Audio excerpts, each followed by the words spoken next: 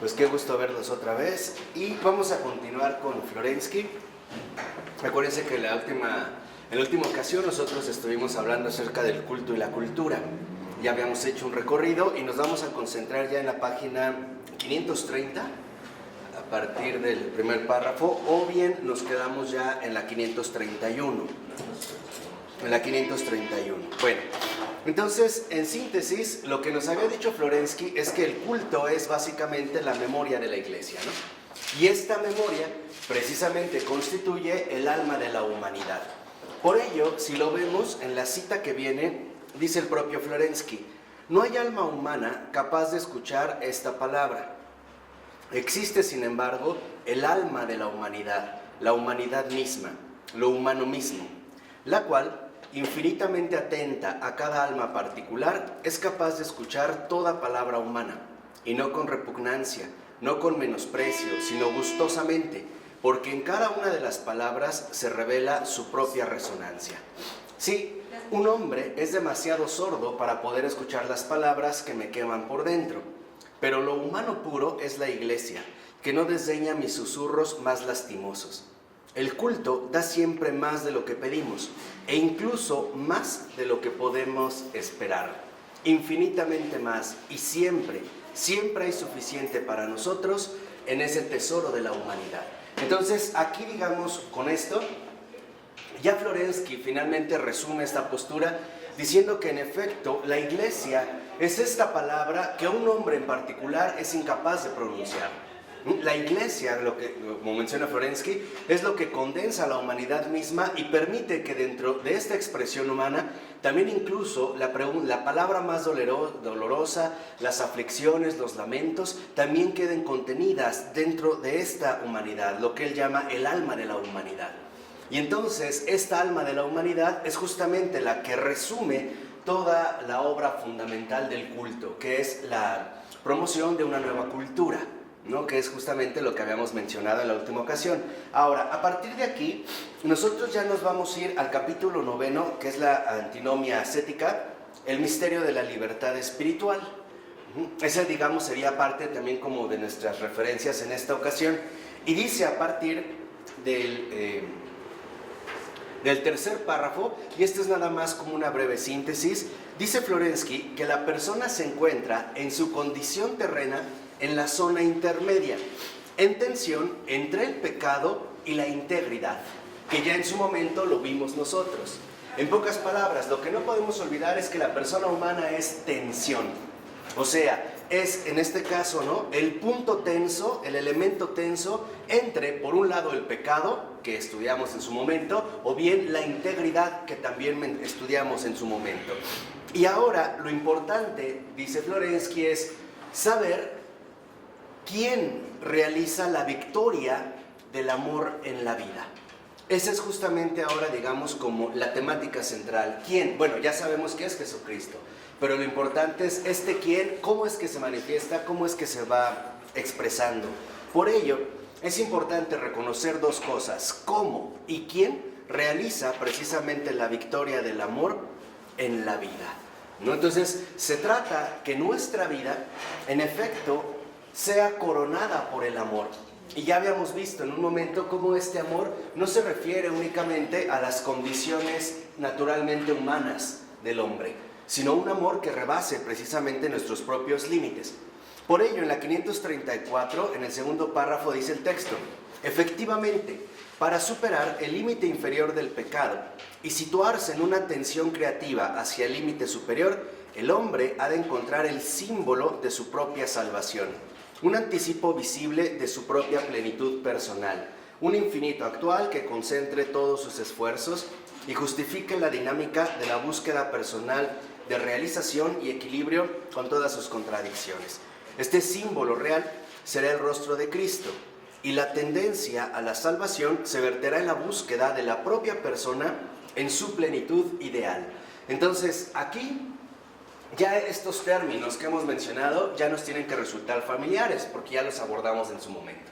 Solo basta mencionar que aquí vamos a hablar de esta plenitud, o sea, el triunfo del amor en la vida. Vamos a tratar de ir entendiendo precisamente cómo es que se realiza, porque esta plenitud es precisamente lo que cada persona está llamada a alcanzar. Por eso, en esta plenitud se dan dos momentos particulares. Un momento negativo. ¿Cuál es este momento negativo? La superación del pecado, ¿no? Que es precisamente parte de la ascética. Y otro positivo. ¿Cuál es este momento positivo? Primero dijimos superar el pecado en sentido negativo y después en sentido positivo orientar toda nuestra existencia hacia el Logos encarnado. O sea, pasar en este caso del pecado a la presencia de Cristo, ¿no? Dejar el pecado atrás para poder orientar nuestra vida en Cristo.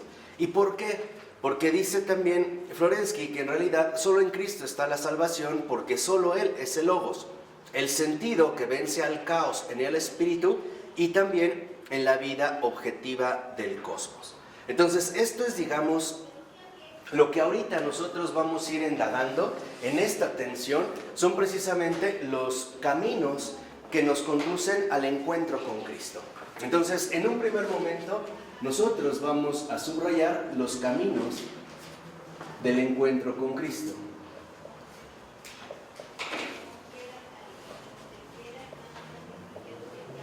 Se supone que nosotros ya vimos la superación del pecado, la superación de la gehenna, vimos también cómo tendemos precisamente hacia la adquisición del rostro, o sea, del ser persona, y ahora también nos vamos a dirigir por estos caminos que hacen posible precisamente el encuentro con Cristo.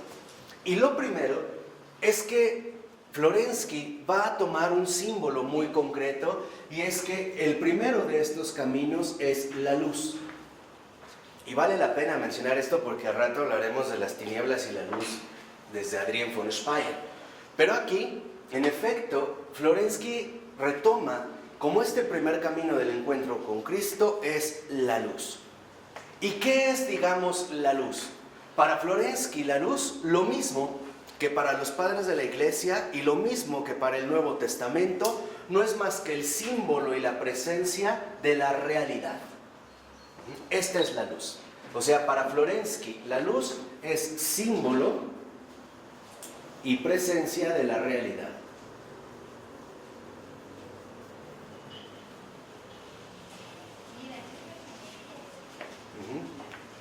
Es este símbolo y presencia de la realidad. Pero aquí es donde también Florensky, como un gran experto en la complejidad de la realidad y sobre todo en la profunda complejidad de la realidad espiritual, nos va a poner sobre aviso con respecto a la luz ilusoria. Lo dice en los 3 últimos renglones de la 534. Dice, pero encender la luz supone enfrentarse con un peligro, el engaño de la luz ilusoria de la propia conciencia. Entonces aquí este punto es muy importante porque creo que también nos puede ayudar a nosotros a discernir a veces las equivocaciones en las que podemos incurrir al hablar precisamente de encender la luz o al hablar, por ejemplo, de iluminación. El propio Florensky hablará de visiones, hablará de los que ven a santos o a Jesús o a la Virgen, etcétera, o ángel, o etcétera. O sea, va a hablar de esta situación y va a decir que en realidad es un engaño de la propia conciencia. Entonces, cuidado con la verdadera luz, que es una luz objetiva, símbolo y presencia de la realidad, que nos ilumina las cosas desde ellas mismas y la iluminación que nosotros podemos generar. Entonces, la luz, en este sentido, nosotros la vamos a oponer, al menos en este momento, a la iluminación. O sea, la iluminación como un producto de la conciencia. Y en este sentido también como un engaño. Ahora, no solo vamos a hablar de las cuestiones de visión, o sea, estas iluminaciones, o incluso vamos a decirlo así, apariciones, no, sino que también vamos a hablar de algunos criterios que la propia conciencia puede asumir y que en realidad no vienen de la luz, sino que son precisamente productos de un engaño. Por ello, para que nosotros realmente seamos capaces de discernir entre la luz y la iluminación, necesitamos desarrollar un profundo discernimiento espiritual. Y lo primero es la invocación y la apertura a Cristo, ¿no? Entonces, el primer punto para el discernimiento espiritual es invocar a Cristo. ¿Por qué? Porque si nosotros lo quisiéramos hacer por cuenta propia, no tendríamos los elementos suficientes para poder distinguir una de otra. Entonces, lo primero es comenzar con una invocación. Y después, precisamente, suplicar su presencia para que venza de raíz el pecado. O sea, necesitamos nosotros invocar a Cristo para que Él nos saque del error, en pocas palabras. Ya vimos cómo un hombre por cuenta propia no puede salir por sí mismo del error. Si la luz no viene en su ayuda, el hombre, y básicamente cualquier hombre, permanece en tinieblas. ¿De acuerdo? Entonces, este es, digamos, precisamente el primer paso. Y aquí, lo que nosotros podemos percibir es lo siguiente. Ahí mismo, bueno, en la 535, más o menos a la mitad del párrafo, dice el texto: en la luz, el hombre no ve ya el mundo como un simple producto de la subjetividad. O sea, en la luz, nosotros ya no vemos las cosas según nuestro propio parecer, sino que el mundo se nos revela de una manera distinta. En pocas palabras, estamos nosotros habituados a entender el mundo, y por el mundo entiendan el todo que nos rodea, según nuestras propias capacidades humanas. Estamos ya como habituados a asumir las cosas según nuestra percepción, según, en pocas palabras, lo que nosotros vamos determinando. Llegando incluso, se acordarán que en un momento también lo dijimos, llegando incluso al extremo, por ejemplo, de un Kant al decir que el mundo en realidad es producto de mi subjetividad. O sea, todo se va a reducir a la conciencia. Y lo primero que en realidad nos menciona Florensky es que la luz nos saca de la conciencia, nos libera, digamos. La luz, en este sentido como tal, es, en un primer término, liberación. ¿De qué nos libera? De nuestra propia perspectiva, y nos libera también de nuestra propia percepción. O sea, la luz es liberación. ¿Y de qué nos libera entonces? De nuestros propios límites. La luz, cuando se manifiesta en nuestra vida la luz, nos hace entender las cosas de un modo totalmente distinto. En realidad, cuando emerge o cuando aparece la luz, todo cambia. Todo es distinto. Lo que antes podíamos ver de alguna manera, a partir de ahí lo vemos realmente como es. ¿Qué quiere decir? Que la luz nos libera de nuestra limitación y también de nuestras equivocaciones. La luz es liberación, y en este sentido también la luz es integración en la verdad. Nos integra a la verdad, nos hace partícipes de la verdad. Entonces, es liberación, pero también es participación.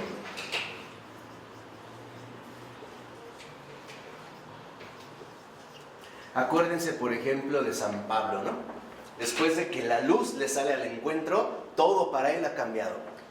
Todo cambió. Todo. O sea, le queda claro, por un lado, el error en el que estaba, y por otro lado, la verdad a la cual ya pertenece, perdón. De tal manera que cuando la luz, ¿no?, desciende, o cuando la luz se manifiesta, todo cambia. Ya no es lo mismo. Nosotros en realidad ya no tenemos los mismos criterios que anteriormente, por ejemplo, podríamos llegar a tener. Ya no. La luz, en pocas palabras, nos inserta o nos hace partícipes del mundo divino, de ese otro mundo que también está aquí, pero que no vemos. Y en realidad no lo vemos porque eclipsamos la luz con nuestra propia iluminación. Por ejemplo, cuando una persona se aferra a sus propios criterios o prejuicios, definiendo las cosas según un modo particular. El que dice, para mí las cosas son así y así, y se acabó. En realidad, él no permite el acceso a la luz. Y esto lo vemos también en San Juan. ¿Por qué? Porque las tinieblas no reciben la luz, ¿se acuerdan? Y la luz vino al mundo y las tinieblas no la recibieron. ¿Por qué? Porque en efecto el que permanece en su iluminación, está ya cómodamente instalado en su propia ilusión. Ahí está el ilusionismo. O sea, una persona que diga tener visiones, incluso va a despertar la fuerte tentación de considerar que tiene algo especial. Y que lo desengañen de esto le puede resultar incluso doloroso. Por eso a veces no nos exponemos a la luz. Entonces, esto por una parte. Y de tal manera que entonces lo que hace la luz es descubrirnos el ser. Ya no en la iluminación nos quedamos con el aparecer. Aquí ya no. Aquí en la luz lo que se manifiesta o lo que se revela es el ser. De tal forma que entonces nosotros adquirimos unos nuevos ojos. Y no es por nosotros mismos, sino es porque el ser se nos está manifestando precisamente en su verdad. Se nos está manifestando precisamente, ¿no?, a partir de la luz. Y el primer punto entonces que nosotros asumimos con la luz, cuando realmente somos iluminados, cuando somos llenados por la luz, es que descubrimos que el mundo no es producto mío, que el mundo ha sido creado. O sea, de antemano, la luz me muestra que el mundo no es un producto mío, sino que el mundo ha sido creado. Y al haber sido creado, entonces el mundo no depende de mí para ser. Y eso era precisamente el riesgo, por ejemplo, del idealismo. Para el idealismo solo hay objeto donde hay un sujeto. Dicho de otra manera, para el idealismo, si no hay un sujeto que ve el mundo no existe. Y a esto es precisamente en un primer momento hacia lo que se va a dirigir Florensky. Nos va a decir, en realidad, la iluminación, en este sentido, nosotros la podemos llamar de dos maneras. Por un lado, ilusionismo.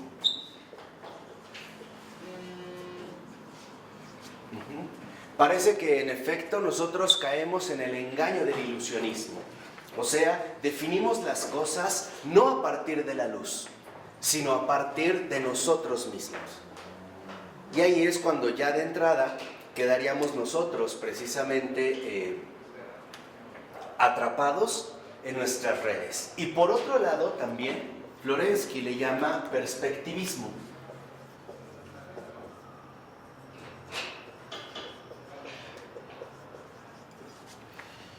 Si se dan cuenta, tanto el ilusionismo como el perspectivismo, ambos son subjetivos. El perspectivismo no es más que el que asume desde sí mismo la perspectiva de todas las cosas.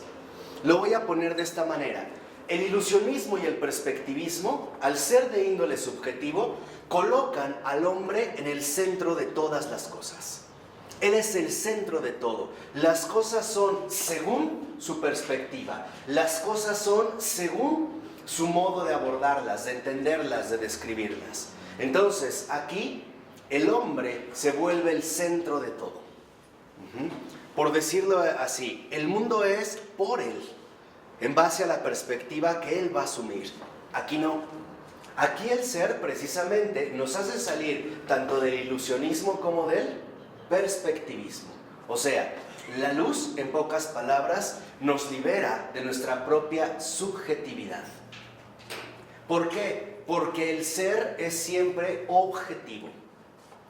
Cuando, por ejemplo, una persona puede estar ya muy obsesionada en su ilusionismo, en su perspectivismo, en una determinada situación, dependerá de que los demás le muestren objetivamente la verdad, para que la pueda ir reconociendo gradualmente. O sea, para que pase del perspectivismo o del ilusionismo finalmente a la ¿qué? A la luz.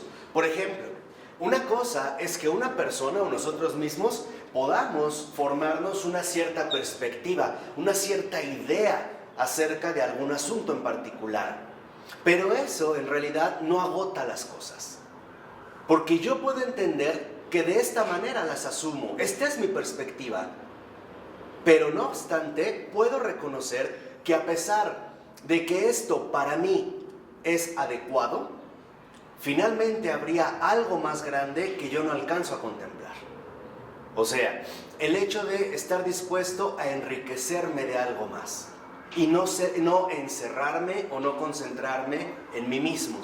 Y esto se puede ver, por ejemplo, mucho en los gustos.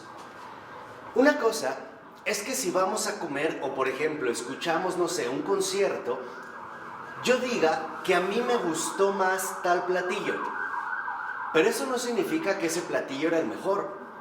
Yo puedo decir con sinceridad, a mí me gustó más el pescado, pero la verdad la carne estaba mejor, ¿o no?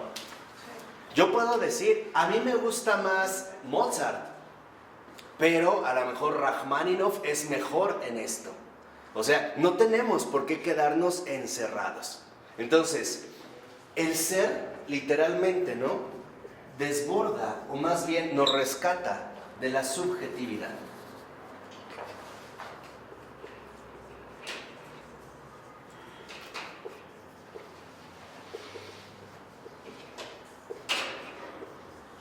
Por eso es que habíamos insistido tanto nosotros en la objetividad, en lo que es precisamente, en este sentido, algo objetivo. Y aquí es donde entonces nosotros ya empezamos a darnos cuenta cuál es básicamente el propósito fundamental que Florensky pretende desarrollar. ¿Cuál es? Va a tratar de contraponer el realismo, o sea, el realismo eclesial, al ilusionismo contemporáneo, o sea, a la subjetividad moderna. Este es, digamos, el propósito. ¿Por qué? Porque incluso hemos llegado a tal grado de perspectivismo que hemos incluso también fomentado culturalmente un relativismo. El mundo es como cada quien lo defina, ¿no? Según su perspectiva. Hasta hay quien dice, ¿no? Es que es algo así como, según cada quien ve el mundo como le fue en la feria, o una cosa así por el estilo. Cada quien habla como le fue en la feria, ¿no? Algo así. O sea, en pocas palabras, lo que realmente va a insistir en este sentido Florensky es que el ser a nosotros precisamente nos conduce al realismo. O sea, a darnos cuenta de cómo son las cosas. No cómo las suponemos, no cómo las hemos definido, no cómo nos agradan o no incluso cómo es que nos hemos ilusionado con las cosas. ¿Por qué? Porque en realidad el ilusionismo es un engaño. Es el ilusionarte falsamente con tus propios criterios y por lo tanto privarte al mismo tiempo de la luz, del ser, de vivir de este realismo. Y este realismo para Florensky es en este sentido un realismo eclesial. Por eso es que habíamos hablado nosotros del culto. ¿Vamos bien? Entonces, en este primer paso, lo que precisamente Florensky va a hacer es a separar el realismo del ilusionismo, a distinguir claramente el ser del ilusionismo, la verdad objetiva que como luz nos transforma por completo, y el ilusionismo subjetivo que en realidad nos puede conducir a serios errores. Por ejemplo, ¿cuántas veces en nuestra vida ordinaria no nos hemos equivocado precisamente por el ilusionismo? Y nuestra excusa es que yo pensé que tal cosa, es que yo supuse que tal cosa, es que desde mi perspectiva esto era lo mejor, y vemos que en realidad no salió así, ¿no? Entonces, este es, digamos, precisamente el paso que ahora Florensky va a realizar. ¿Y por qué lo va a realizar? Porque Florensky considera que el ilusionismo y el perspectivismo, y en efecto tiene toda la razón, hoy en día han adquirido el estatus cultural. O sea, se han vuelto ya nuestra forma de cultura dominante. Cada quien que piense lo que quiera. Cada quien que hable desde donde quiera. Y por lo tanto hoy vemos que no hay una comprensión, ¿no? Se han roto precisamente los lazos o los puentes profundos de comprensión. Porque para poder comprendernos necesitamos estar en algo neutral, o sea, en algo objetivo, que nos vincule precisamente mutuamente. El ejemplo más claro de esta comprensión objetiva es el dolor. Cuando, por ejemplo, tú ves a una persona sufrir por algo en particular, tú dices, yo lo entiendo, yo pasé por ahí. Pero no le dices, es mi dolor. No es cierto. Te sales y dices, claro, yo sé de qué situación se trata. En pocas palabras, sé lo que es atravesar por algo así. Y eso nos reúne. Eso en efecto nos acerca mutuamente, ¿no? No hablamos de dolores individuales. El dolor no es privado, ¿eh? El dolor no es algo privado. O sea, el dolor es una experiencia en común. Y por eso es que podemos hablar de él. Lo mismo que, por ejemplo, de la alegría.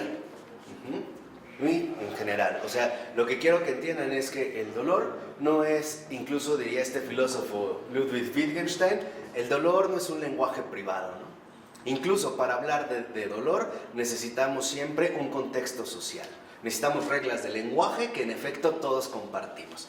O sea, no hay este dolor en efecto privado. Ahora, en este sentido, en efecto, con lo primero que va a comenzar Florensky es con la noción de perspectiva.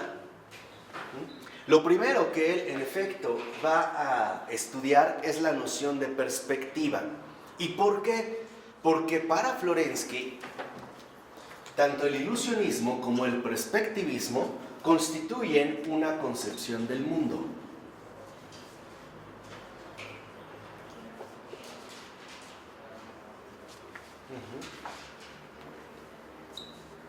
O sea, es el modo en el cual esta concepción del mundo, en efecto, se ha transformado en cultura. Es la manera, en pocas palabras, en la que ya hoy en día nosotros estamos inmersos, ¿no?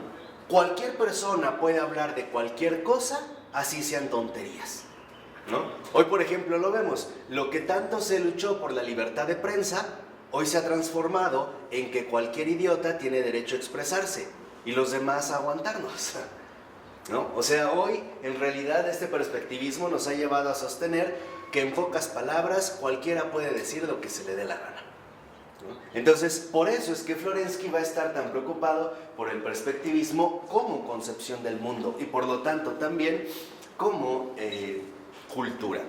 ¿Y en dónde es que Florensky va a encontrar la raíz de esta concepción del mundo? En la cosmovisión renacentista. Fíjense, es curioso aquí cómo Florensky, dentro de esta concepción del mundo, Florensky la va a detectar o va a detectar sus raíces en el Renacimiento. De tal manera que entonces en la época de Florensky, allá en donde estaba, ¿cómo le llegó lo que estaba sucediendo en el Renacimiento? Claro, ya había estudiosos, ya había historiadores. Pero él estaba limitado a adquirir literatura o información misma, ¿no? Pero durante el régimen soviético. Sí, sí. Antes no. Todavía tenían, digamos, en la Universidad de Moscú una apertura. Ya desde el siglo XIX es cuando aparecieron los grandes historiadores, ¿no? Al menos en el sentido moderno. Entonces, él, digamos, va a encontrar precisamente la raíz del perspectivismo y del ilusionismo, ¿no? De este engaño en la cosmovisión renacentista. ¿Por qué? Porque para Florensky, en el Renacimiento, de acuerdo con su lectura, insisto, podemos estar de acuerdo o no, puede ser discutible y creo que eso es importante. Lo único es como entender el planteamiento. Florensky considera que la cosmovisión renacentista se dio una tendencia clara a sustituir la percepción inmediata y directa del mundo por productos abstractos de la racionalidad.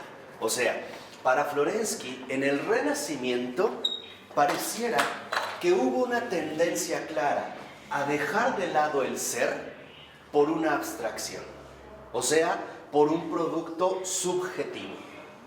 Ya en el Renacimiento ya no se busca precisamente conservar esta intuición objetiva directa con el mundo, sino que ahora, en efecto, a partir del Renacimiento, de acuerdo con Florensky, empiezan a darse abstracciones como sustitutos de este contacto directo con el mundo, ¿no? En pocas palabras, el mundo empieza a ser desplazado por el sujeto.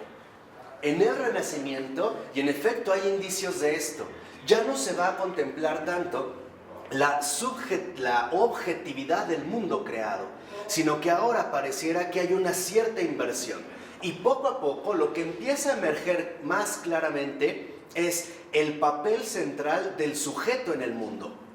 A tal grado que, por ejemplo, un gran renacentista como Giovanni Pico della Mirandola empezará a hablar del hombre como un microcosmos. ¿Qué quiere decir? Que en pocas palabras pareciera que en el Renacimiento ya el mundo no es lo primero. Ahora es el hombre en lo que se va a empezar a concentrar dicha atención. ¿Queda claro? Este es el primer paso. ¿Pero no es eso la filosofía? No toda. ¿No? Por ejemplo, si leyéramos algunos autores medievales, veríamos que en efecto sus reflexiones filosóficas siempre van por el mundo, por algo objetivo. Y ellos más bien se esfuerzan en encontrar una cierta expresión adecuada a esta presencia directa del mundo. Aquí no, lo vamos a ver ahorita en particular con el arte. Pero lo que quiero que vean es que en efecto, tal parece que es cierto que en el Renacimiento se empieza a desarrollar una concepción del mundo donde en el centro aparece el hombre. Como que el mundo, de cierta manera, empieza a quedar relegado a un segundo plano. Y por ello se va a empezar a sustituir al ser por estas abstracciones racionales del sujeto pensante. No es casual que Pico della Mirandola, quien por cierto fue un converso, y eso es bien interesante, de joven, él había retratos donde lo mostraban como un hombre más hermoso que cualquier mujer, con unas manos finísimas, una cabellera como hasta por acá, y bellísimo, hermosísimo. Entonces en esta parte vemos cómo la atención es hacia el sujeto y escribe su discurso sobre la dignidad humana. Pero después va a tener una conversión y va a acabar prácticamente como un vagabundo, exaltando la gloria de Cristo y haciendo himnos hermosos, que casualmente no están traducidos y son prácticamente imposibles de conseguir. Qué raro, ¿no? Ya de ahí se ve. Pero lo que quiero que vean es esto, o sea, parece que en efecto, a partir del Renacimiento, ya no es el mundo lo primero, ahora es el hombre que contempla el mundo. Y aquí sí empezaremos a ver ya el desarrollo de esta nueva cultura, o sea, de esta cosmovisión. Dicho de otra manera... malo, ¿sí? No. Lo que está mal es que fue lo único que se desarrolló. Lo demás no. Se perdió de vista el objetivo, el ser. Entonces, dentro de este renacimiento, lo que vemos surgir es una cosmovisión. Sí, pero es una cosmovisión de un marcado acento antropológico. Ahora es el hombre el que está en medio del universo. Es el hombre precisamente el que ahora va o es el encargado, de acuerdo dentro de esta concepción, a interpretar al mundo. Ahora no importa tanto lo que el mundo nos dice, sino lo que el hombre dice del mundo. ¿De acuerdo? Hay una inversión. Por ello, aquí también es muy importante que en síntesis, lo que en realidad Florensky destaca es lo siguiente. Primero, que en el Renacimiento se empieza a desarrollar la noción de esquema. ¿Qué sería un esquema? El esquema sería justamente un sustituto irreal del mundo. En pocas palabras, estos esquemas serían justamente una mera ilusión de realidad. Empezamos a realizarlo todo de manera esquemática y ahorita van a ver precisamente la importancia que esto tiene. El esquema sería un sustituto de la realidad, de lo real. Y eso hoy lo seguimos viviendo. Por ejemplo, para que quede claro de lo que estoy hablando. Hoy en día, cuando la gente por lo regular habla del agua, básicamente lo que nosotros tenemos más presente es un esquema. Y el esquema es H2O. 2 moléculas de hidrógeno más una molécula de oxígeno. Ese es un esquema. ¿Por qué es un esquema? Porque en realidad es una ¿qué? Abstracción. Es un esquema conceptual, ¿no? Es en este sentido un sustituto de la realidad, pero que a nosotros mentalmente nos funciona bastante bien. ¿De acuerdo? Entonces, aquí, dentro de esta línea que hemos seguido, en efecto, podríamos decir entonces que para Florensky, a partir del Renacimiento, tal parece que el hombre ya no quiere la luz. Ahora el hombre quiere más bien su propia iluminación.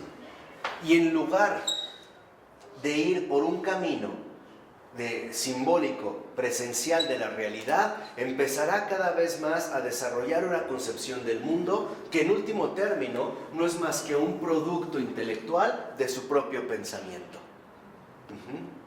Se empiezan a invertir precisamente los papeles, lo que les dije hace un momento. Tal parece que en el Renacimiento ya no importa lo que el mundo nos dice, sino lo que el hombre puede decir del mundo.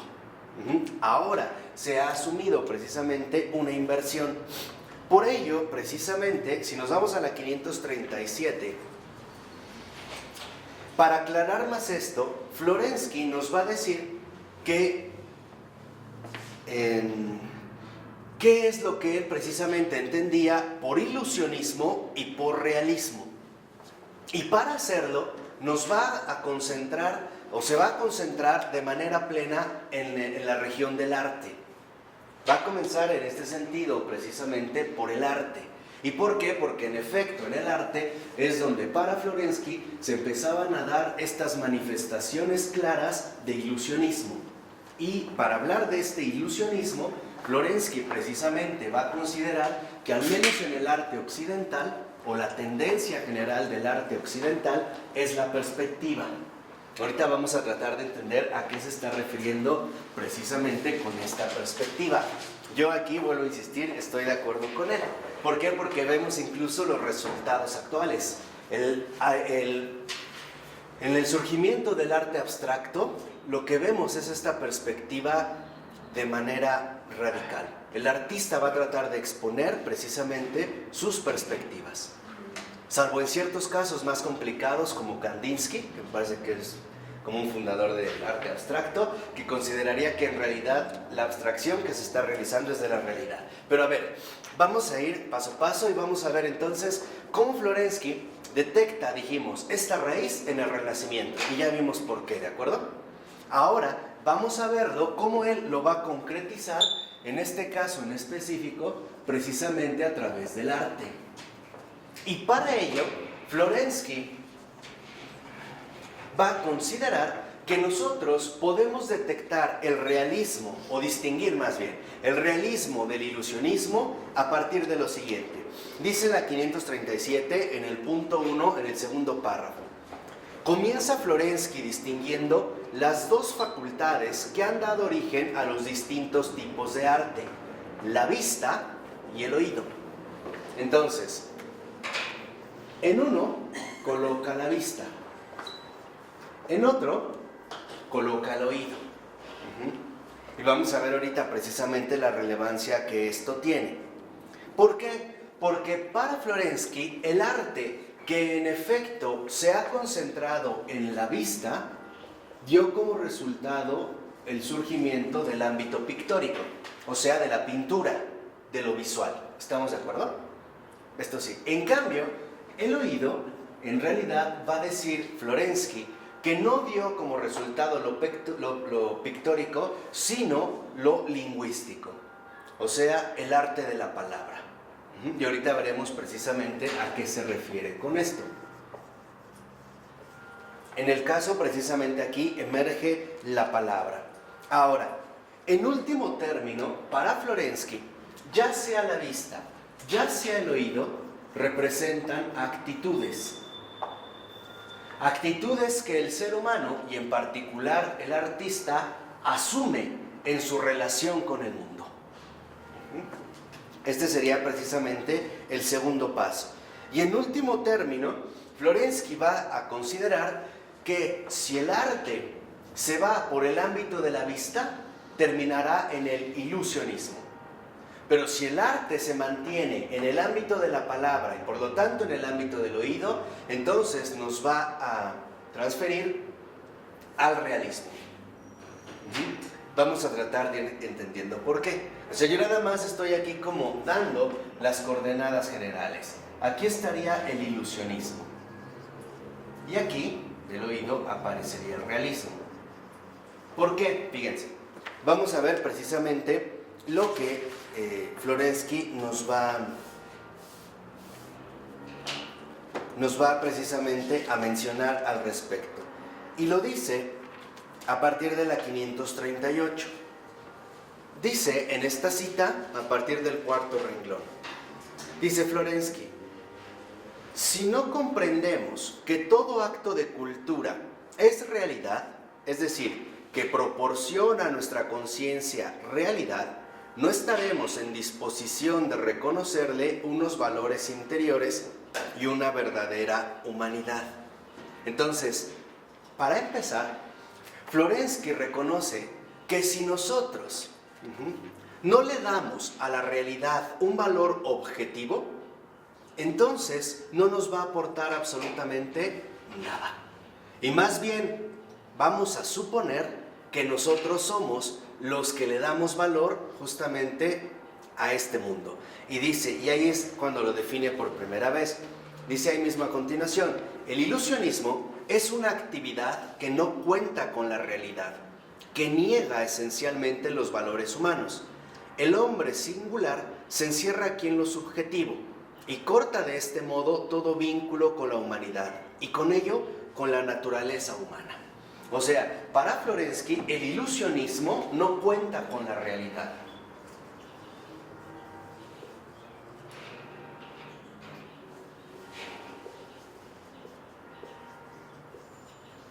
O sea, todo lo pictórico para Florensky era ilusionismo. No.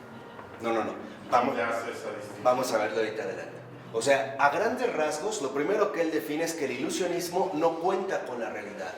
No es más que una elaboración visual del propio sujeto.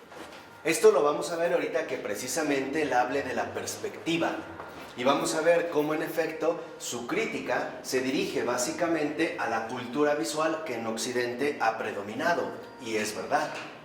Hoy nosotros, en efecto, al menos en Occidente, estamos dominados mucho más por la vista que por el oído. Hoy, por ejemplo, incluso piensen en el Facebook. El Facebook es visual, es lo que tú ves, pero tú no escuchas realmente lo que esta persona tendría que decir. Lo vemos en el ámbito de la compra y venta de mercancías, de autos, la publicidad, la mercadotecnia, la televisión, los comerciales, el propio arreglo corporal, la propia vestimenta, se dirige hacia lo visual. Y qué bueno que llegó mi niña Martita, porque aquí creo que ya también podemos discutir un poco más. Pero en efecto, ¿no? Para Florensky, la característica esencial del ilusionismo es que no cuenta con la realidad, es una abstracción subjetiva. Yo nada más les voy a adelantar algo muy sencillo, para que empiecen a ver hacia lo que va Florensky. Lo que él considera es que en el arte occidental no se respeta, en pocas palabras, el valor profundo de la realidad, sino que se simplifica en determinados esquemas que visualmente nos parezcan aceptables. En pocas palabras, cuando, por ejemplo, Velázquez pintó las Meninas y nosotros lo vemos, para empezar vemos el interior de una estancia muy grande, donde hay mucha gente, donde él mismo se está como autorretratando y hasta vemos un perro. Pero todo esto ocurre en un espacio muy reducido. Ojo, no concuerda con la realidad, pero no es por el tamaño, es porque en realidad el cuadro, o sea, lo que nosotros vemos, está adaptado a la perspectiva del artista. Con las limitaciones del tamaño del óleo. Del óleo. Pero aún así, estas limitaciones, en pocas palabras, es como obligar al ojo a ver lo que tiene que ver y cómo lo tiene que ver. Y tiene razón. O sea, dentro del perspectivismo, consideramos entonces, en un primer momento, que el ilusionismo no cuenta con la realidad porque en efecto lo pictórico tiene sus propias reglas de representación. No es que Florensky esté rechazando o despreciando el arte occidental. No, lo que Florensky está en este caso destacando es que hay de por medio dos concepciones diferentes del mundo. Por eso él va a hablar también del icono. Ahorita vamos a ir, déjenme avanzar un poquito. Pero lo que quiero que vean es hacia dónde se dirige la observación de Florensky. No se dirige a desacreditar el arte occidental, se dirige a destacar que detrás de este arte hay un fundamento. Y este fundamento es un fundamento abstracto. ¿Por qué? Porque está adaptado a la propia perspectiva del artista. Habla de esquemas, ¿no? Exacto. Nos habla de esquemas. Claro, es que no llegaste, pero aquí hablo es el esquema. Hechos a la realidad oriental. Pero vamos a ver por qué. Vamos a tratar de entender por qué. Entonces, en este sentido, en efecto, el esquema aparece como un sustituto de la realidad, donde yo puedo, por ejemplo, incluso limitar el tamaño de una enorme cordillera a un cuadrito de 20 por 20. Ahí está claro que no es que esté alterando la realidad, es que ahí se está manifestando precisamente la perspectiva del artista, en base a lo pictórico, o sea, en base, en este caso, a lo visual. Estas proporciones de fondo son los esquemas con los que él cuenta para poder realizar su trabajo. O sea, es un esquema, o sea, es un sustituto de la realidad por una abstracción mental. Por eso dice a continuación Florensky, el ilusionismo ha dado lugar a la perspectiva en la pintura y al esquematismo en el pensamiento escrito, que son para Florensky una consecuencia de la ruptura con la complejidad de lo real y un enclaustramiento en la mera actividad de la razón, o de otro modo, la ley de la identidad del pensamiento abstracto. Y es cierto, si uno contempla un cuadro de Picasso en su etapa cubista, queda clarísimo cómo, por ejemplo, en Picasso ya a estas alturas, después de su etapa rosa y azul, ya, por ejemplo, no sé, en este cuadro famoso de la Guernica, ¿no? De la Guerra Civil Española, ahí nosotros vemos cómo en efecto, ahí está una ley de la identidad del pensamiento abstracto. O sea, ahí ya la razón, en este sentido, ha dado paso a una ruptura con la complejidad de lo real. Ajá. Ojo, vuelvo a insistir, no es que Florensky esté diciendo al carajo el arte occidental, no. Lo que está diciendo de fondo es de qué manera han emergido dos concepciones del mundo tan diferentes.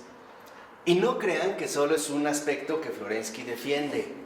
Por ejemplo, me voy a adelantar aquí para que lo vayan como amortiguando, pero en el caso del oído y la palabra, los poetas griegos sí eran respetados como autoridades, incluso por encima de los filósofos, como Homero, como Hesíodo. No era porque sus poemas eran producto de su creatividad artística, es porque habían sido recibidas por inspiración. O sea, el poeta había sido interpelado por las musas. El poeta no inventó nada. El poeta solo se dedicó a ¿qué? A escuchar. Relata mortal, bla, bla, bla. Y entonces, al recibir, él lo único que hace es, en este sentido, precisamente, transcribir. Con la poesía moderna, y sobre todo con alguna de la poesía contemporánea, esto no se da. Lo que nosotros a veces vemos en los poemas contemporáneos es en efecto una perspectiva que el artista está indagando y que a veces nos pierde porque también es un camino explorativo para él. Hoy nadie se atrevería a decir que escribe inspirado por unas divinidades. Ya no. Antes sí, o sea, antes en la antigüedad, si Homero es Homero, y si Homero fue Homero para los griegos, y si Homero alcanzó tal relieve, es porque Homero no habló por cuenta propia. A Homero le hablaron las musas. O sea, los dioses escogieron a este pastor, era un pastor, escogieron a este hombre mortal para comunicar a los hombres las cosas divinas. Y por eso era autoridad. El poeta en la antigüedad es el número uno en la escala social. ¿Por qué? Porque el poeta es el elegido. El poeta no habla por cuenta propia. O sea, los poemas de Homero no tienen un esquema. Los poemas de Homero son una narrativa. Y una narrativa que en efecto profundiza en la complejidad de lo real a partir de los símbolos que presente. Si uno lee con atención la Ilíada o la Odisea, bueno, que hay que tener como mucho tiempo y muchas ganas, ¿no? O un don para poder leerlas, veremos que en efecto, en Homero, no todo se tiene que ajustar a un esquema, sino que más bien es la riqueza de lo real la que en efecto va llenando poco a poco estos contenidos. Lo que de fondo está manteniendo Florensky es que, a diferencia del realismo, la perspectiva, y más en sentido reciente, desde el Renacimiento, que es donde la ubica Florensky, me parece que tiene razón, de fondo es subjetiva. Cuando valoramos hoy en día una obra de arte del Dr. Atl o cualquier paisajista, no estamos valorando su fidelidad al Popocatépetl, sino su técnica o su capacidad expresiva realizada en un cuadro. O sea, lo que a nosotros nos puede agradar o desagradar es el esquema adoptado, si fue adecuado o inadecuado. De tal manera que una persona en estos momentos puede acercarse a un autor de arte abstracto y decir, no entiendo nada, ¿no? O sea, no tiene como este acceso precisamente al esquema que se ha adoptado.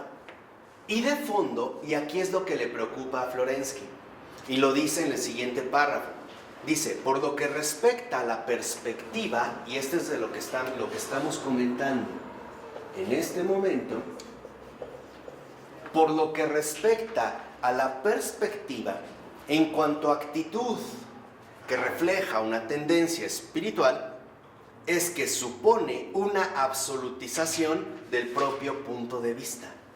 Y es cierto, en la perspectiva, un artista hoy le llamamos estilo, pero el estilo, en el sentido en el que hoy nosotros lo poseemos, no es más que la absolutización de un punto de vista. Para Botero, en sus cuadros, su punto de vista es que las cosas son así y tiene todo el derecho de presentarlo así. Por eso habrá algunos que no compartan este esquema. Por eso hoy para nosotros en Occidente vemos un cuadro y por lo regular, ¿qué es lo que decimos? Me gusta, no me gusta. Lo que de fondo estamos expresando es mucho más complejo que esto. Cuando yo digo ante un cuadro, me gusta o no me gusta, lo que estoy diciendo es, no comparto su punto de vista acerca de las cosas. No me dice nada. O sea, esto es lo interesante, que Florensky reconoce que la perspectiva, tal y como se desarrolló en Occidente a partir del Renacimiento, no es más que la absolutización del propio punto de vista. Hoy, de manera más fina o de manera más engañosa, le llamamos estilo. Y hoy decimos, ¿no? Un pintor tiene un estilo, otro pintor tiene otro estilo, pero aquí lo que detecta Florensky, y tiene razón también en este sentido, es lo siguiente, que la tendencia espiritual de Occidente se empobreció por el perspectivismo. ¿Por qué? Porque precisamente empezamos a darle mayor auge al punto de vista de un artista que a la realidad misma. Y sí es cierto, hoy por ejemplo hemos llegado al extremo de valorar un cuadro por el artista, no por la obra. Un Tamayo, un Toledo, un Van Gogh, un Renoir, qué sé yo. Hoy tal parece que en efecto ya no estamos tan comprometidos con la complejidad de lo real, sino que lo que parece a nosotros habernos atrapado es la absolutización del propio punto de vista. En este caso, precisamente, la implantación de la perspectiva. Porque en último término, ¿qué es la perspectiva? Es un esquema, pero es un esquema abstracto. Es el modo en el cual voy a plantear, o a plantar más bien, ¿no? A visualizar mis convicciones. La perspectiva es un esquema visual. Por eso, Botero, al hacer sus obras, utiliza una especie de lupa que altera todas las dimensiones físicas. O sea, no es, o sea, vuelvo a insistir, no es que Florensky diga, la basura el arte occidental. No, lo que le preocupa a Florensky es que esta tendencia, que en efecto se ve fielmente reflejada en el arte, es la tendencia dominante en el espíritu de Occidente. Y es cierto, la absolutización del propio punto de vista. Desde el que dice, por ejemplo, pues no, iglesia no, Cristo sí, es víctima de la perspectiva. ¿Cómo lo asociaste? No entendí la asociación que hiciste. Sí, por ejemplo, el que dice Cristo sí, iglesia no, está absolutizando su propio punto de vista. Para él, la perspectiva de las cosas es que la iglesia es una basura, Cristo vale la pena. Y por eso hay estas rupturas.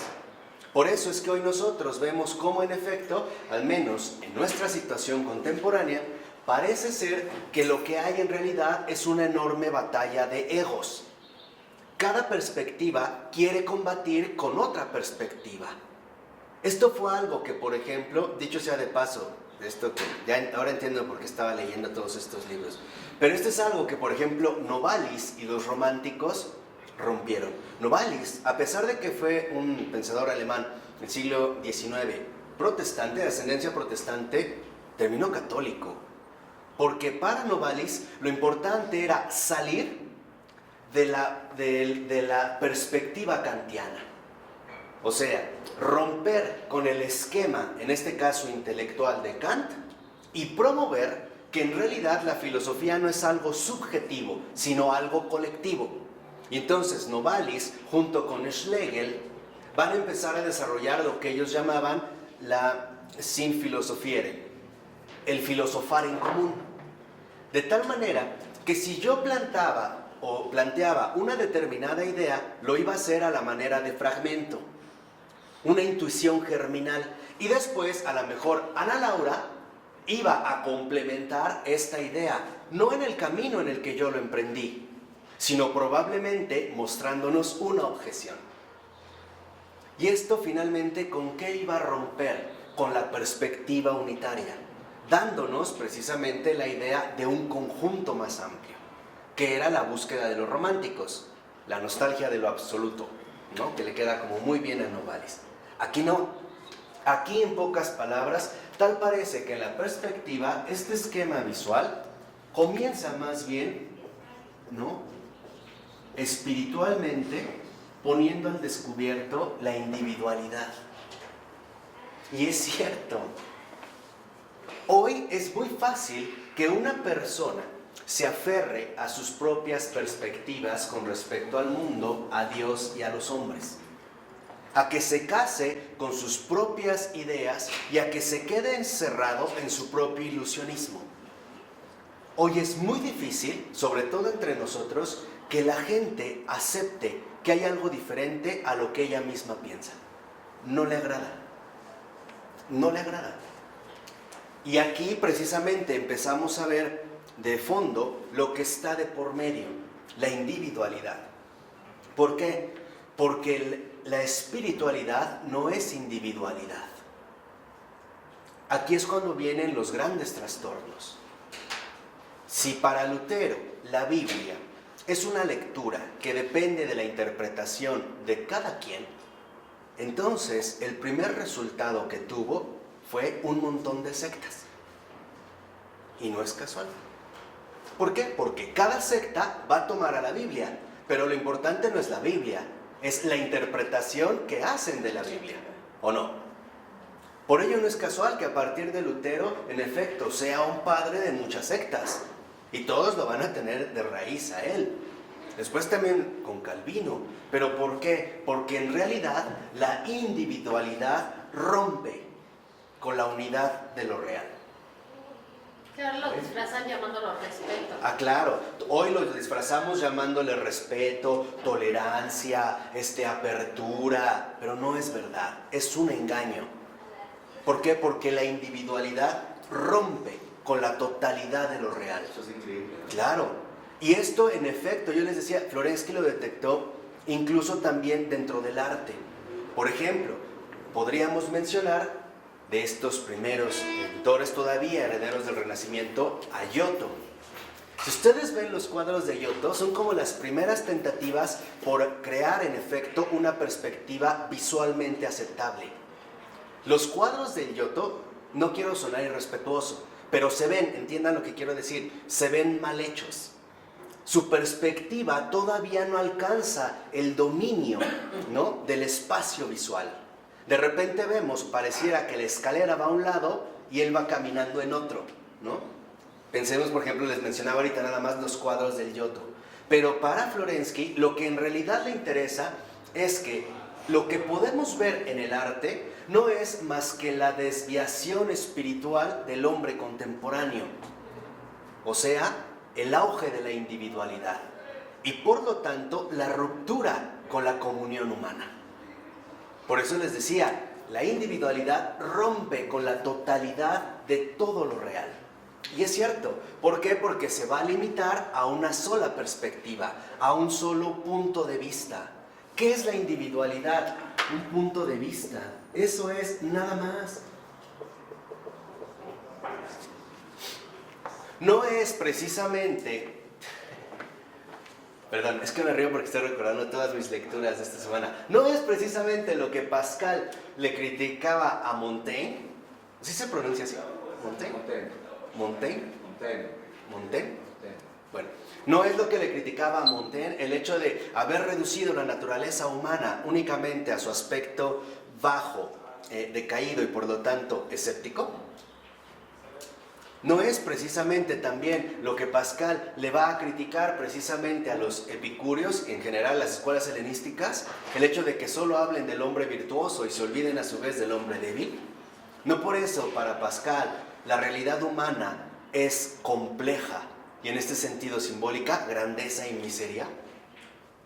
O sea, ¿por qué? Porque si nosotros nos vamos limitando a un solo punto de vista, en efecto, estamos ya incurriendo en la individualidad. Y ojo, ¿qué es la individualidad? La pérdida de la espiritualidad. Esa es la individualidad. Por eso es que les decía, o sea, si entendemos bien de fondo hacia dónde va Florensky, veremos nuevamente, y perdón que lo defienda, que no nos defrauda. No falla, Florensky no falla, en serio. De fondo, o sea, podremos estar en desacuerdo en algunas posturas, pero de fondo el Reis no falla, No falla. ¿Por qué? Porque lo que detecta muy bien Florensky es que la individualidad no es más que la absolutización de un punto de vista. Y por lo tanto, el ilusionismo espiritual. El llegar a incluso a convencernos de que las cosas son como yo las veo, como yo las pienso, como yo las interpreto, como yo las desearía, en otras palabras, como yo ilusiono incluso que sean.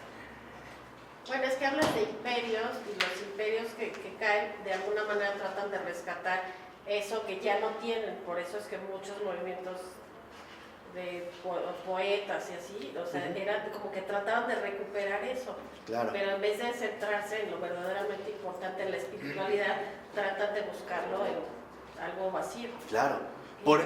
Exactamente. Por eso es que les decía, aquí en este sentido, lo dice muy bien Florensky en la siguiente cita, a partir del cuarto último renglón. ¿Nos puedes explicar un poquito qué es la realidad? Claro, bueno. La realidad, lo voy a tratar de sintetizar. La realidad es la luz.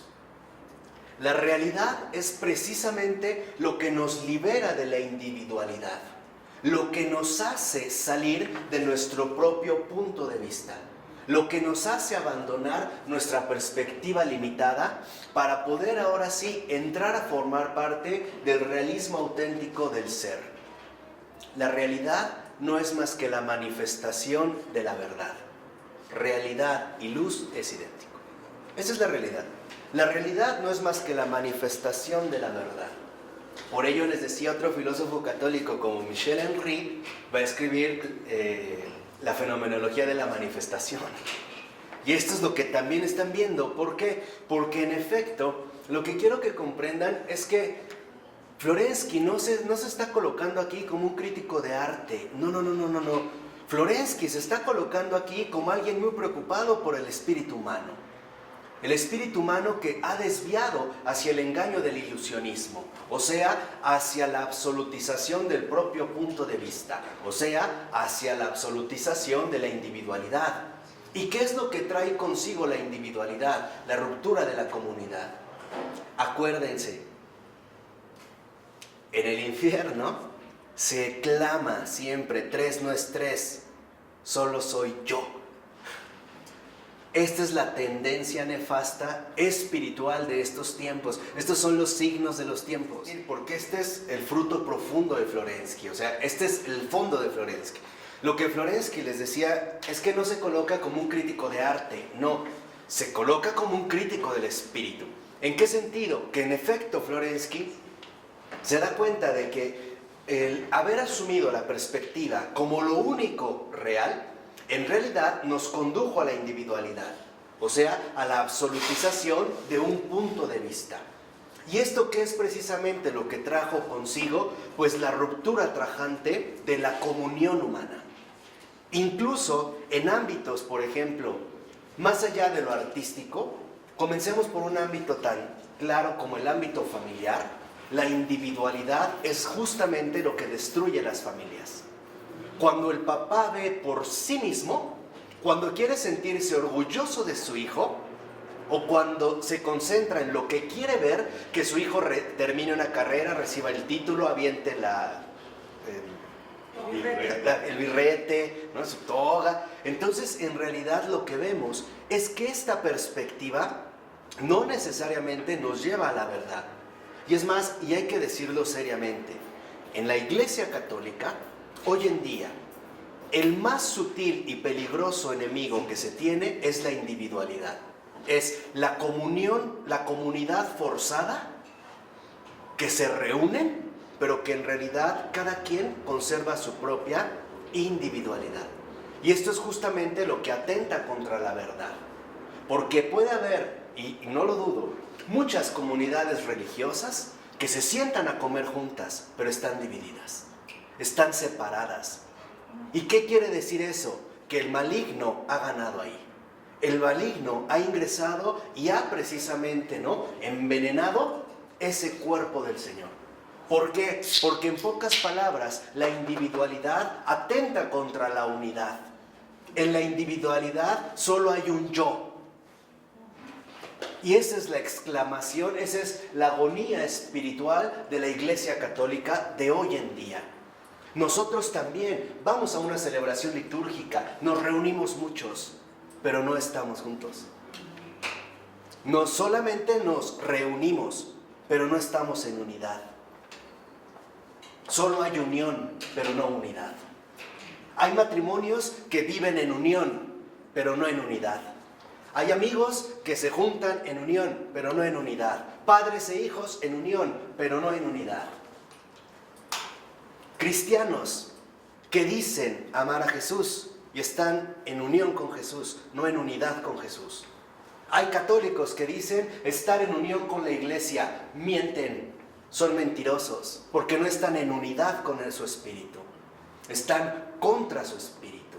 ¿Y dónde se ve precisamente el resultado? En los daños que traen consigo. Cuando un cristiano dice que va a renovar la iglesia y es un santo, ha resultado ser un hereje, un apóstata y alguien que ha traído consecuencias terribles. Ustedes chequen cualquier santo, cualquiera, de cualquier época, incluso sin que se hayan leído, y verán cómo concuerdan.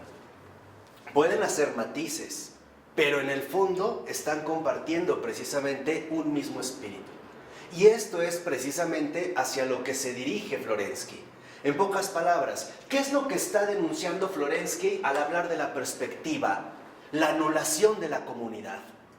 La comunidad es precisamente la comunión, la común unión de los hombres. Un mismo cuerpo y un mismo espíritu, un solo corazón.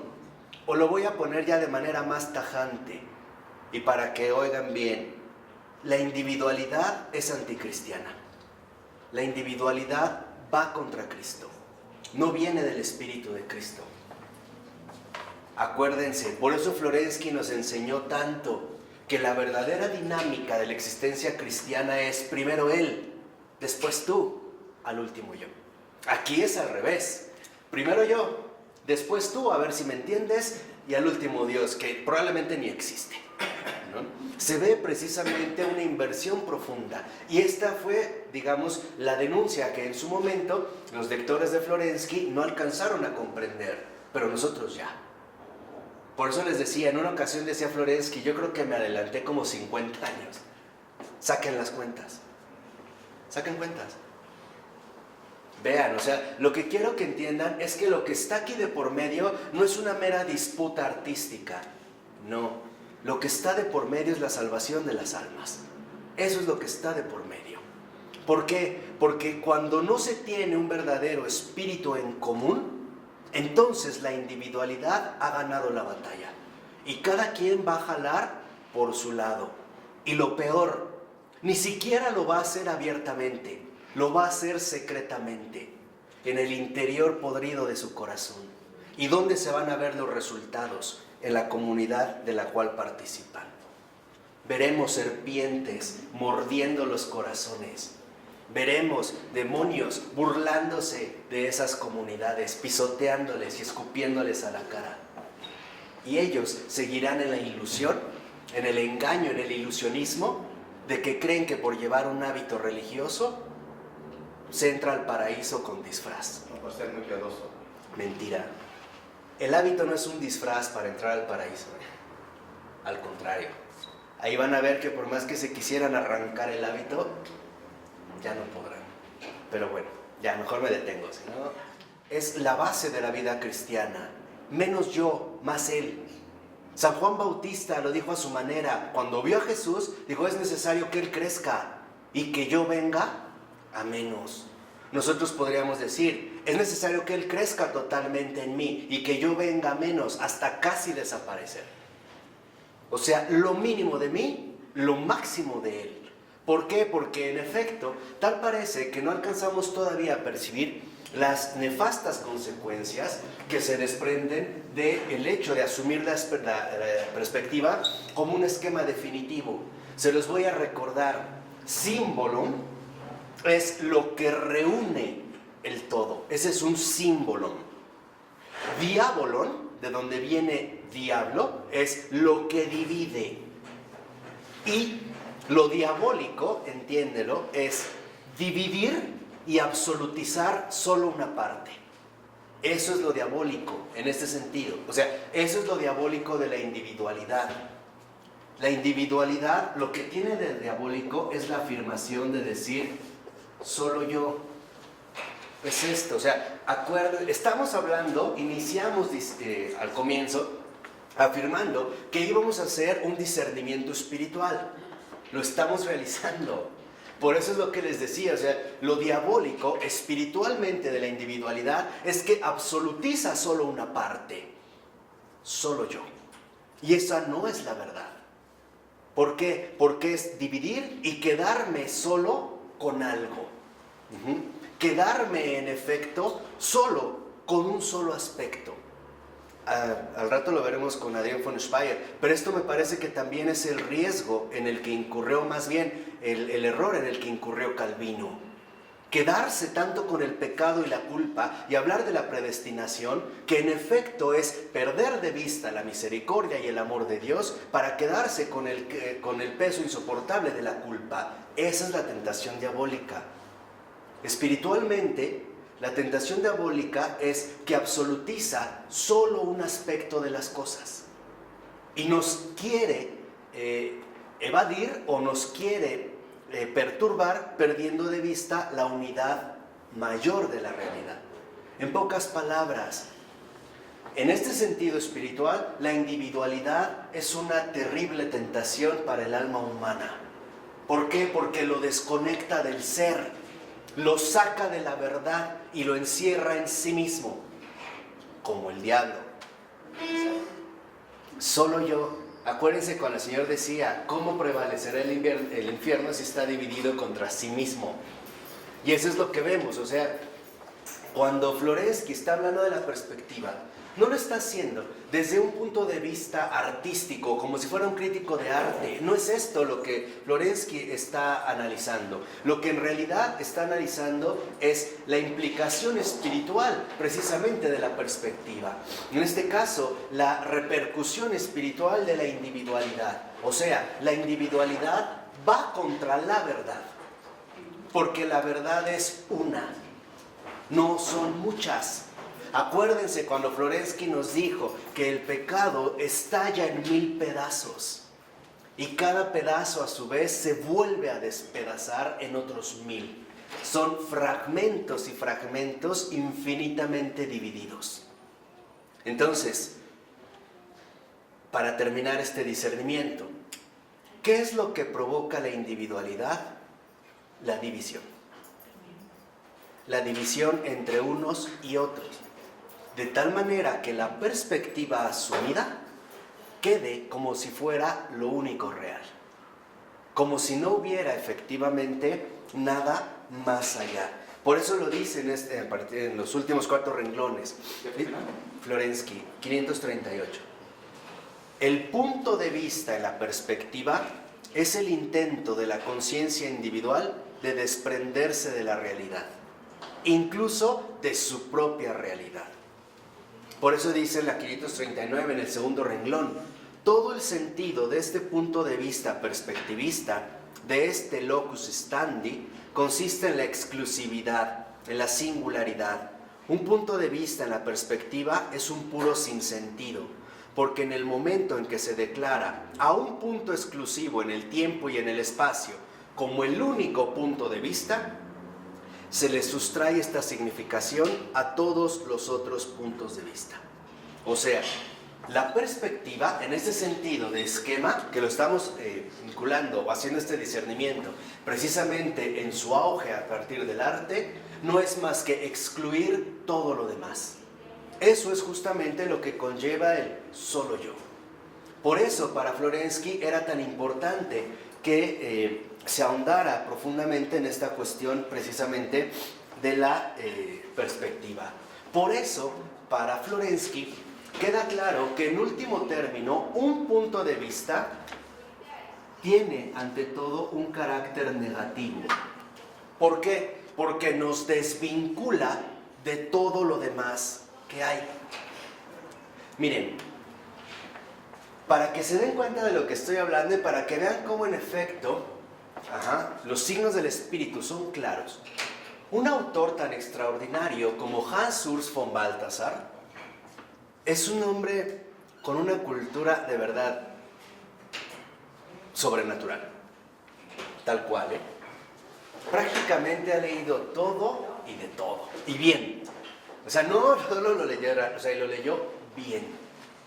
Y él se dio cuenta, en pocas palabras, que en efecto lo católico, la católica, como debería de ser el sentido real en latín, la católica consiste en captar la universalidad de lo real, aún en su tremenda complejidad. De tal manera que, por ejemplo, una de las cosas hermosísimas en Balthasar, von Balthasar, es que él se dio cuenta de que la verdad no requiere ser dividida, partida, sino reintegrada en un conjunto mayor. Por eso él va a hablar de que la verdad es sinfónica. Y dentro de esta sinfonía, a la luz del todo, precisamente a la luz de esta totalidad, es que se puede finalmente alcanzar un vislumbre del ser de las cosas. O sea, acercarse cada vez más a la realidad. Y aquí vemos la diferencia con un Hegel. Hegel va a desarrollar un sistema filosófico del espíritu absoluto, la totalidad. Pero ¿cuál es el problema hegeliano? Que es una totalidad subjetiva. O sea, la totalidad hegeliana es, en último término, ¿una qué? Una perspectiva. En este caso de Hegel. No me meto en muchos detalles, pero es para que vean realmente las implicaciones que esto conlleva. Por eso, en un sentido podemos decir, lo importante no es cómo veo las cosas, sino qué me dicen de las cosas. Es escuchar la voz. Aquí hay un autor austriaco que se llama Franz Werfel. Tiene un libro, una novela, aparte escribe extraordinario, yo creo que es de las plumas, al menos en lengua alemana, más bellas que uno puede acceder. Tiene un libro que se llama Escuchad la voz y habla del profeta Jeremías, que habla, ¿no? O sea, los israelitas ven algo, pero no escuchan lo que el profeta dice, ¿no? Se quedan únicamente con lo que ven. Jesús decía algo, pero no aceptan esto, se quedan con lo que ven. ¿no es este el hijo de José, el carpintero? ¿Se dan cuenta? O sea, esto es lo que quiero que vean precisamente, las implicaciones que se llevan en el ámbito de la perspectiva. Que además Franz Werfel es un caso muy llamativo, porque prácticamente Werfel estuvo en la entrada de la iglesia, a las puertas del bautismo. Él fue judío. Cuando vino la persecución así, a él, digamos, dentro de la casa, ¿no?, que se hizo, él buscaba salir de Estados Unidos y escuchó que en efecto había habido la aparición de una virgen que llamaban la Virgen de Lourdes, él siendo judío. Y en su ansiedad fue a Lourdes y le dijo: señora, yo no te conozco, yo soy judío, no creo en ti, pero si tú me sacas de esta, escucha, ve nada más, ¿no? Yo te prometo que al llegar a Estados Unidos escribo tu historia y escribo la biografía de esta niña, Bernadette Soubirous, que entró en contacto contigo y salió. Lean también de Franz Werfel la canción de Bernadette y verán cómo empieza ahí. Él lo dice, él es judío. Esto lo escribí por esto, o sea, este milagro que aconteció. Y habla como un judío que ha sido escuchado por esa buena madre. No, y vean qué belleza. Miren, léanlo, de verdad. Vale la pena la canción de Bernadette para estos días. Y estamos hablando de alguien que en efecto, en el caso también de Franz Werfel, se da cuenta de que no todo depende de su propia perspectiva. Franz Werfel ya no se queda cerrado, digamos, a lo que ve de las cosas, sino que ahora él se ha abierto a un mundo donde lo que importa no es lo que se ve, sino lo que no se ve, pero es real. En toda la obra de Franz Werfel siempre está presente lo invisible, que es en último término lo que importa. Y aparte escribe re bonito, en serio, de verdad, pueden leer algo de Franz Werfel, es extraordinario. Pero aquí precisamente es lo que nosotros debemos de tomar en cuenta. No estamos criticando el arte, estamos viendo lo que se ha infiltrado en la concepción del mundo. Dicho de otra manera, estamos haciendo un discernimiento claro de la condición actual del espíritu humano, donde se ha dejado precisamente encerrar en la propia individualidad. ¿Por qué se separa Lutero de la iglesia? ¿Por qué hace un cisma? ¿No es por su perspectiva de las cosas? Véanlo, no les estoy resumiendo este aspecto. Y vamos a decir que no eran ciertas muchas cosas que decía, claro. ¿Y quién fue el primero que las denunció? El propio Señor. Lean a Santa Catalina de Siena y verán cómo ella es la que primero reclama lo que Lutero dice, pero con una gran diferencia. Catalina de Siena no parte de su perspectiva, parte de la verdad. Y por eso renovó a la iglesia, no la destruyó. En pocas palabras, ¿qué esconde la individualidad? Destrucción. Por eso dice igual ahí en la 539, en el último párrafo, por su parte, ¿no? En el campo de la facultad del oído, la autoafirmación ilusionista del propio punto de vista le corresponde el esquema, que pretende situarse a la realidad simbólicamente presente con el nombre. Y dice Florensky, la construcción de un esquema en el campo de la palabra es un reflejo del presupuesto de la comprensión irrealista del lenguaje, la lucha contra los nombres. La construcción de un esquema parte, como la perspectiva, del presupuesto de la negación de la realidad y pretende dar en la palabra, en vez de la realidad, una ilusión de la realidad, un como si, que ha de ser aceptado como realidad, pero que no solo no es tal, sino que según su naturaleza niega la realidad en su esencia. O sea, ¿qué es, digamos, aquí lo que interesa darnos cuenta cuando habla de la palabra? Que no escuchamos, sino que vamos precisamente a intercalar nuestra propia interpretación o perspectiva. Y aquí lo vemos claramente. Si se van a la 540, en la nota, lo que sería aquí la nota 11, desde el primer renglón, en la nota a pie de página dice: han profanado la palabra de Dios descomponiéndola en líneas y palabras. Han disgregado el lenguaje en sonidos, han desmenuzado el organismo en moléculas, han descompuesto el alma en un haz de asociaciones y en una corriente de estados psíquicos. Han declarado a Dios un mero sistema de categorías. Han disuelto absolutamente todo en términos, todo en elementos, los cuales a su vez se han ido disolviendo y no han dejado de la realidad auténtica más resto que la ilusión de la forma y nada de contenido. Y esto es justamente lo que ha ocurrido, ¿no? O sea, todo se ha dividido, de tal manera que entonces los esquemas, o lo que nosotros llamamos en este sentido esquema, como un sustituto de la realidad, parecen cada vez más, ¿no?, irse desarrollando y por lo tanto irse dividiendo cada vez más y más y más. Yo nada más quiero mencionar un ejemplo. Cuando se habló del átomo, es un modelo, ¿no? El centro y los rayos. Bueno, después ya tiene este esquema, después dijeron, no, es que tiene que haber otros subátomos. Entonces ya en las órbitas ya no hay solo neutrones, protones, positrones, sino que hay sub, bla, bla, bla. Y entonces dentro de esto tiene que haber otra y otra y otra y otra. Ya sabemos que lo que se disgrega es lo que carece de ser, o sea, lo irreal. ¿De acuerdo? Este sería precisamente la irrealidad de la individualidad, la disgregación. El no alcanzar precisamente un punto de sustento. ¿Por qué? Porque carece de fundamento. Por eso dice en la 540, y aquí es ya donde Florensky lo menciona abiertamente. Dice a partir del 4 del inicio: la dinámica espiritual del esquema es idéntica a la de la perspectiva. Dice Florensky, el esquema no podría darse en vez de la realidad si no insistiera en su propia exclusividad singular y no negase cualquier otro sistema. Efectivamente, si admitiese otro esquema, la conciencia tendría entonces que admitir también otro centro para la construcción del esquema, en el tiempo, en el espacio, y consiguientemente también alguna realidad fuera de sí misma, fuera del aquí y del ahora.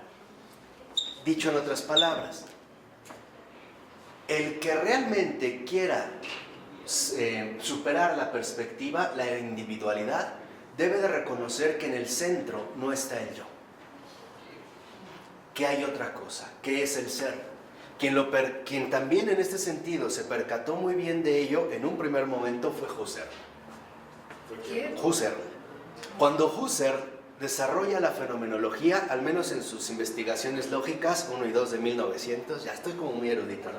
Bueno, es nada más para verlo, ¿no? Pero cuando desarrolla las investigaciones lógicas, 1 y 2, el intento de Husserl era precisamente salir de la individualidad propia del sujeto y ahora buscar la donación del objeto, la aparición del fenómeno, el percatarse cómo se da el objeto.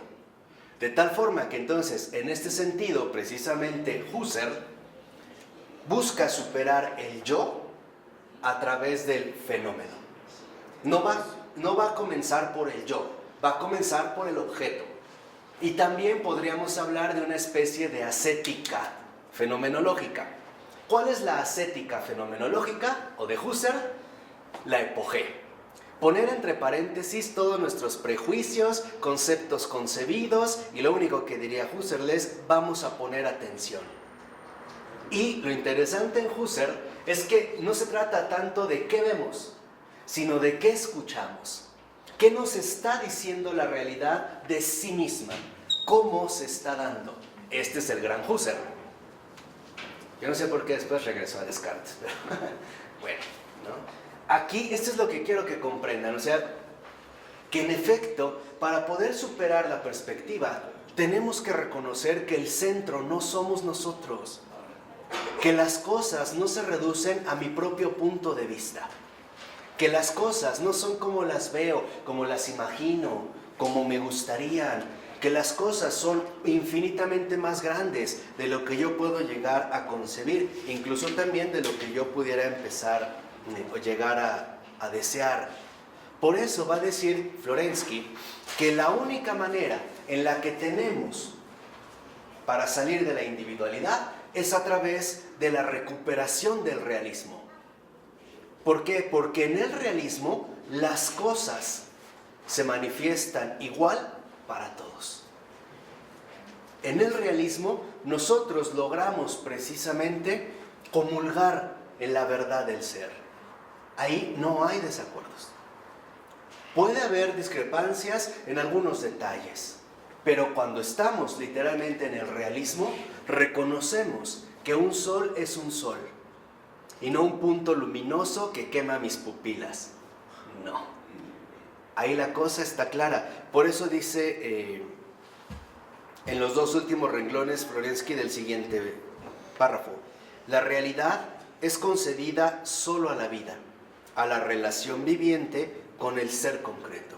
Entonces, lo que nos está recordando aquí precisamente Florensky es que en este sentido negativo la individualidad anula la vida. ¿Por qué? Porque la vida no es así. La vida no está limitada a un punto de vista ni encerrada en una sola perspectiva. Yo le puedo decir que es el pecado contra el Espíritu Santo. Sí, porque va contra esta unidad, va contra la vida misma. Ese es el pecado contra el Espíritu Santo que habló Jesús. Cuando tú niegas la realidad de la vida. Sí, o sea, va contra la verdad, va contra esta unidad viva. Entonces, lo que nos está, en este sentido, recordando Florensky es que la vida no se reduce a un solo esquema y no se reduce a un único punto de vista. Es más, cuando esto se ha querido realizar, los resultados han sido nefastos. Por ejemplo, Stalin. Para Stalin, dentro de su perspectiva, la cosa era clara. Hay que obligar a los hombres a que sean felices. En serio, lo estoy resumiendo. Los vamos a obligar a que sean felices. Y si no entienden, dale 2 balazos y le queda claro. ¿Cuántos mató? Literalmente, millones. Millones. En Rusia, durante la colectivización, murieron más de 10 millones de personas de hambre. Solo de hambre. Más los incontables millones de los gulags, que ni siquiera se saben bien, de los cuales es partícipe Florensky. Aquí es donde yo quiero que en efecto se den cuenta que, en último término, la individualidad, el solo yo, la absolutización del propio punto de vista, tiene como fundamento el error. Y ya vimos que el pecado se deriva de un error, no de una falta moral, que es más profundo. Ya lo habíamos visto. Nada más es para que lo vayan tomando. Que una mera falta moral. No, hay un error.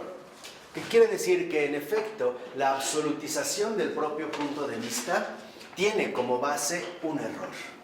¿Cuál es el error? La negación de la complejidad de la vida en su manifestación integral e incluso también, como muy bien lo vio von Balthasar, dramática. No podemos minimizar las cosas, tenemos que asumir su dramaticidad, su aspecto dramático, vida y muerte, sufrimiento, dolor, también alegría y gozo, día y noche, arriba y abajo, cansancio, juventud, plenitud, senectud. O sea, no podemos nosotros buscar reducir las cosas a una sola perspectiva. Y este es el problema. Insisto, cuando esto se ha querido realizar, de verdad, los resultados han sido terribles, terribles. Mientras un autor no nos ayude a recuperar la objetividad, no nos va a hacer nada bien. Por eso fíjense ya ahora lo que dice de la vida, en la última cita. Dice, la vida es un incesante derrocamiento de la autoidentidad abstracta. En la cita, en la última, los últimos renglones. La vida es un incesante derrocamiento de la autoidentidad abstracta. O sea, la vida nos libera de nosotros mismos. Por eso dice, un constante morir a la singularidad. Morir a mí mismo. La vida precisamente me recuerda una y otra vez que las cosas no son según mi punto de vista. No son así. ¿Cuántas veces no te has equivocado en tu vida diciendo, perdón, es que yo pensé, es que yo supuse, es que yo creí? El problema no es que hayas hecho eso, el problema es que absolutizaste eso. O sea, que solo te quedaste con eso. Entonces, en pocas palabras, la vida misma nos ayuda a recuperar la cordura. Nos indica el camino de la verdad. ¿Qué dijo Jesús? Yo soy el camino, la verdad y ¿qué? O sea, la cordura. La cordura me ayuda a morir a mi propia singularidad. Me inserta en una verdad infinitamente mayor. Y lo dice muy bien Florensky. ¿Para qué? ¿Para qué la vida me ayuda a morir a la singularidad? Para crecer en el ser común. Esa es la verdad. La verdad es el ser común. De tal manera que entonces la perspectiva, la individualidad, el solo yo, nos niega el ser común. Y por eso es que se empiezan a gestar infinitos conflictos. En las familias, en las sociedades, en las relaciones humanas, en monasterios, en conventos, en comunidades religiosas, en todos lados. ¿Y por qué? Porque en efecto el ser común es la realidad misma. Para ir sintetizando, el ser común no es más que la luz de la vida. El ser común es la luz de la vida. El ser común es la realidad misma. El ser común es nuestra salvación. ¿Por qué? Porque en efecto nos va a librar de nuestras propias limitaciones. Y esto es precisamente a lo que apunta Florensky. Que en último término, tal parece que lo que se llama perspectiva, como lo hemos descrito, no hizo más que anular el ser común. Y se empezaron a desarrollar finalmente, ¿no?, puntos de vista particulares y lo peor, absolutizados, que nos dan la apariencia de que en efecto no hay nada más, ¿no? Que nos dan la apariencia en efecto como si de eso lo fuera todo. En la 541, a partir del quinto renglón de la cita de Florensky dice: de este modo, en el ser común, nos congregamos como familia, como generación, como pueblo, etc. Nos unimos en la humanidad y abrazamos en la unidad de lo humano al mundo entero. Del mismo modo, cada acto fundador de comunidad es una recolección de puntos de vista y de centros de construcciones de esquemas. Aquí, Florensky tal parece perfilar una idea extraordinaria. La verdad involucra la comunión de diversos puntos de vista. Se va alimentando progresivamente de una cooperación mutua. Por eso el Papa Benedicto XVI escogió como lema cooperadores de la verdad. No dijo negadores de la verdad, cooperadores de la verdad. La verdad está en todas partes, solo hay que saber buscarla. Y para encontrarla tenemos que estar familiarizados con ella. Es decir, tenemos que ser seres de luz para que podamos decir, ahí está la verdad, en uno de sus aspectos. Esto es justamente lo que nos puede ir enriqueciendo. Y esto es lo que habíamos dicho al inicio, el realismo eclesial. El realismo eclesial en esta eclesia, en esta reunión de los que han sido convocados, no es más que la convocación plena de todas las cosas a la luz de la verdad. Nada puede escapar a la verdad. Nada, ni nadie. ¿De acuerdo? Razonen un poquito en esto. Bueno, vamos a dejarlo hasta aquí. En nombre del Padre, del Hijo y del Espíritu Santo.